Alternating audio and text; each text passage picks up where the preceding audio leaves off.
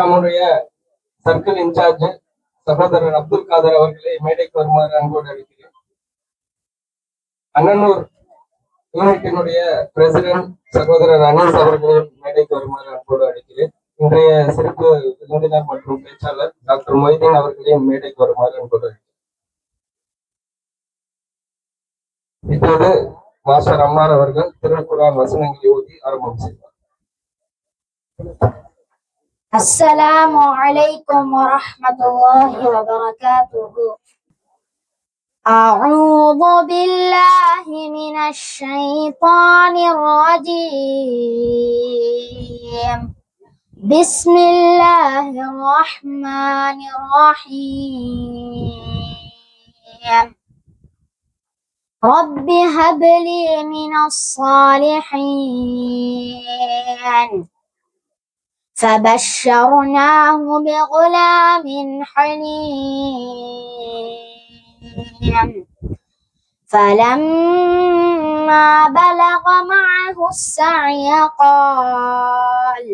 قال يا بني إني أرى في المنام أني أذبحك فانظر ماذا ترى. قال يا أبت افعل ما تؤمر ستجدني إن شاء الله من الصابرين.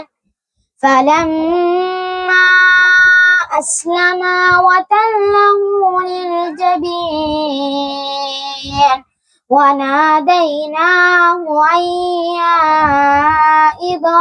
إبراهيم قد صدقت الرؤيا إنا كذلك نجزي المحسنين.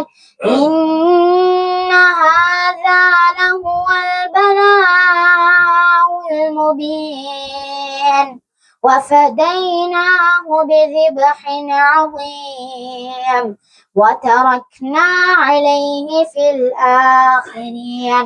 سلام على إبراهيم كذلك نجزي المحسنين. إنه من عبادنا المؤمنين وبشرناه بإسحاق نبيا من الصالحين. صدق الله العظيم. جزاك الله خيرا.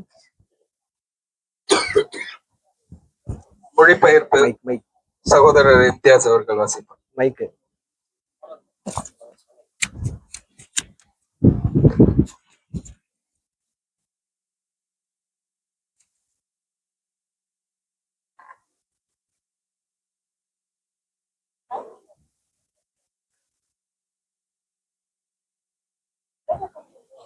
அஸ்ஸலாமு அலைக்கும். இப்ராஹிம் கூறினார், நான் என்னுடைய இறைவனின் பக்கம் செல்கின்றேன், அவனே எனக்கு வழிகாட்டுவான். என் இறைவா, ஒரு மகனை எனக்கு நீ வழங்குவாயாக. அவர் உத்தமரில் ஒருவராக இருக்க வேண்டும். இந்த பிரார்த்தனையை ஏற்றுக்கொண்டு சாந்த குணம் கொண்ட ஒரு மகனை பற்றி நாம் அவருக்கு நற்செய்தி அறிவித்தோம்.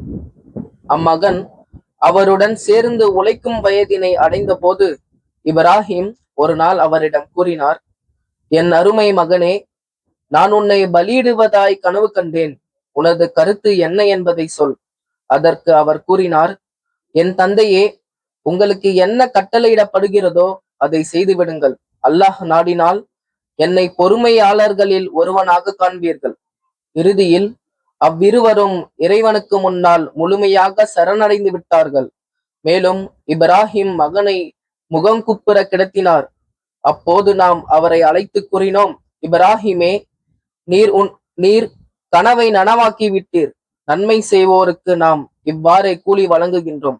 சின்னமாக இது ஒரு தெளிவான சோதனையாய் இருந்தது. மேலும் ஒரு பெரும் பலியை ஈடாக கொடுத்து அக்குழந்தையை நாம் விடுவித்துக் கொண்டோம். பின்னர் தோன்றிய தலைமுறைகளில் அவருடைய புகழையும் நற்பெயரையும் விட்டு வைத்தோம். சாந்தி உண்டாகட்டும் இப்ராஹிம் மீது. நன்மை புரிவோருக்கு நாம் இத்தகைய கூலியையே வழங்குகின்றோம். சின்னமாக நம் மீது நம்பிக்கை கொண்ட அடியார்களுள் ஒருவராக அவர் திகழ்ந்தார். சதகுல்லாஹ்.